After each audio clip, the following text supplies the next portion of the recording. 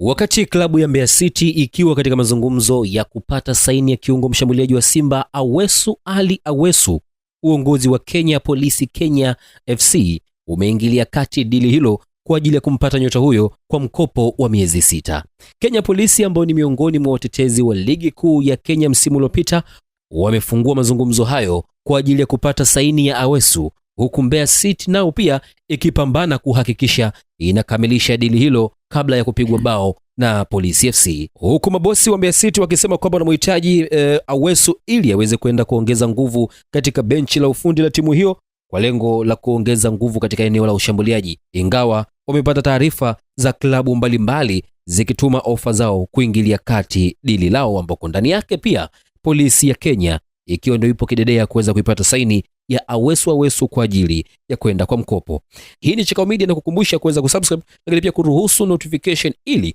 uweze kuzipata habari zote ambazo tutakwenda kuwekea hapa kila siku kila saa ndani ya Chikao Media. Wacha kidogo tuendelee tena na hii habari. Awesu ni mmoja kati ya wachezaji bora ambao katika ligi ya Tanzania walikuwa wakifanya vizuri tangu alipokuwa KMC, lakini pia hata alipoingia Simba katika mechi za mwanzoni tulishuhudia jinsi ambavyo alikuwa akionyesha makali yake, lakini hakupata nafasi moja kwa moja katika kikosi cha kwanza ndani ya klabu ya Simba, ijapokuwa alifunga mpaka goli na makali yake alianza kuonekana katika mechi za mwanzoni. Uhamisho wa Awesu kwenda katika ligi kuu ya Kenya ni moja kati ya nafasi nzuri kwake kwenda kuonyesha makali yake nje ya Tanzania, lakini pia akiwa anaenda kupata changamoto mpya, lakini pia kwenda kujipatia nafasi, inawezekana akifika kule akapata nafasi ya kucheza zaidi ili mradi kiwango chake kije kuonekana zaidi. Tunakumbuka pia hata kwenye AFCON hatujamshuhudia, lakini pia tukumbuke ni moja kati ya kiungo mshambuliaji mzuri katika listi ya wachezaji bora wa Tanzania, na Tanzania tukibarikiwa mali hii safi kabisa, ijapokuwa sasa hivi haipati nafasi, inawezekana